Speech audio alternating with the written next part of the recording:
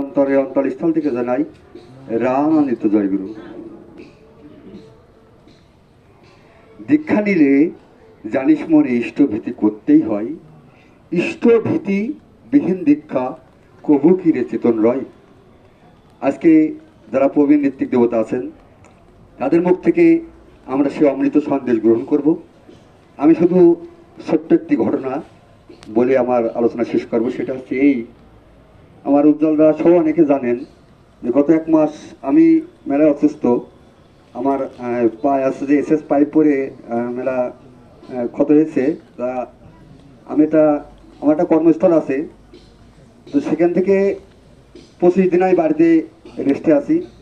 25 দিন পর দেখলাম যে আর রেস্টে থাকা হবে না, মেলা দিন অনুষ্ঠানও করা হয় না, যাওয়া হয় না, দোকানদারও করা হয় না। তো আমি মাগুরার উদ্দেশ্যে গেলাম।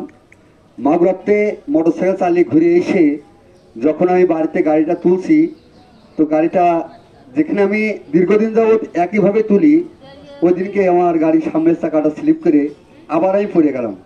পড়ে যাওয়ার পরে আমার পাটা পুড়ে গেছে। তা যাওয়ার পরে অনেক গুরু ভাই বা অনেক দোকানদাররা আমাকে প্রশ্ন করছে যে দাদা, আপনি তো বিভিন্ন জায়গায় আপনার লাইফে দেখি অনুষ্ঠান করেন, আলোচনা করেন, গান বাজনা ভালোই করেন দেখি, তো আপনি তো ধর্মের পথেই চলেন, তা আপনার এত বিপদ আপদ এগুলো হয় কেন? তখন আমি তাদের বললাম, দাদা আমার ঠাকুরের অনেক বিধান আছে, তা সেই বিধানের কিঞ্চিত মাত্র পালন আমরা করি না। বিশেষ করে আমি তো করি না, আমি করি না বলেই কিন্তু আজকে আমার এই বিপদগুলো হচ্ছে। আমি যদি করতাম তাহলে কিন্তু হতো না। কারণ ঠাকুর বলতে উষা নিশায় মন্ত্র সাধন চলা ফিরায় জপ, যথা সময় ইষ্টের নির্দেশ মুক্ত করেছে তব। আমি কি করতে পারি? আমি যে আপনাদের গল্প করছি, আমি কি ভগবানের নাম করছি? ঠাকুর কিন্তু উষা নিশায় মন্ত্র সাধন চলা ফিরায় জপ করতে পেরেছি, আমি কিন্তু করছি না। আমাদের 2 বেলা প্রার্থনা করার কথা, আমি কিন্তু ঘুমেতে সকাল 8টায় উঠতেই পারি না। আমি কি করে তার আদর্শ মানলাম? আমি ইষ্টভীতি করি, কিন্তু তার যে কাটায় যে ভোরবেলা ইষ্টভীতি করার নিয়ম হয়তো মানে কয়েকদিন হয় না। ইষ্টভীতি করি, কাটায় কিন্তু হয় না। এই জন্যই আমাদের টুকটাক কিন্তু বিপদতা আসি। দাদা ঠাকুর বলছেন যে কারুর দুঃখের কারণ হইও না, কেউ তোমার দুঃখের কারণ হবে না, সৎ কাজে লিপ্ত থাকো, দুঃখ হইতে মুক্তি পাবে। তো দাদা তাকে ঘিরে আসি। এখন ঠাকুর বলছেন বিপদ আপদের মহাজালে রক্ষা যদি পেতে চাস, শ্রদ্ধা ভরে ইষ্টভীতি করবি পালন, কাটবে ফাঁস। ওই ফাঁসির দড়ি আসলে কেটে যেতে পারে যদি কিনা তার আদর্শে আমরা চলতে পারি। তো আমার হয়তো বা চলা হচ্ছে না, তাই বিপদ আপদ হচ্ছে, তাই বলে কি আমি পিছিয়ে যাবো? এটা কি ঠাকুরের আদর্শ? কখনোই না।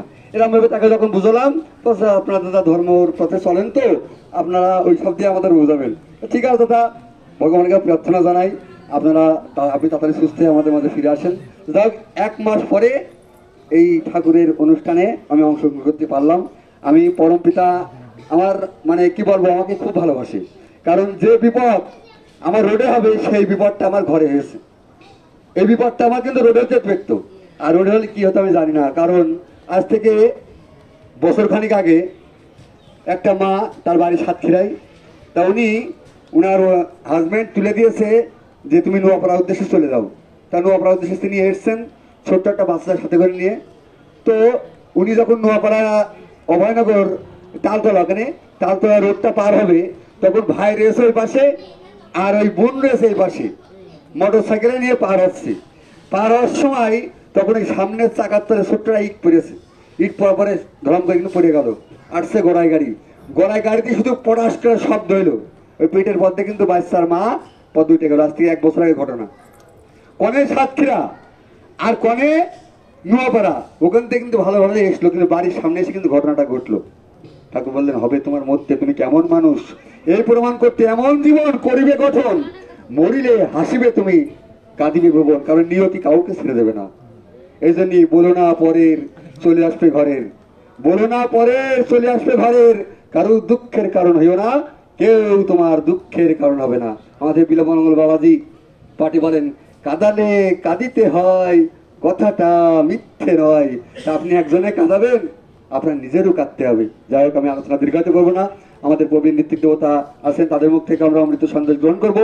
আজকে আমাদের ভীমদা এবং উজ্জ্বলদা, তাদের পিতৃদেব, তার ইলোকের মা আসের পরলোক গমন করেছেন, তার বিরোধী আত্মার শান্তি কামনায় প্রিয় পরমের আচরণে আমি প্রার্থনা জানাই। এবং এই পরিবারে যারা আছেন সবার সুস্বাস্থ্য, দীর্ঘায়ু কামনা করে আমার আলোচনা এখানে শেষ করছি। জয় গুরু। বন্দে পুরুষোত্তমম, বন্দে পুরুষোত্তমম, বন্দে পুরুষোত্তমম। জয় গুরু।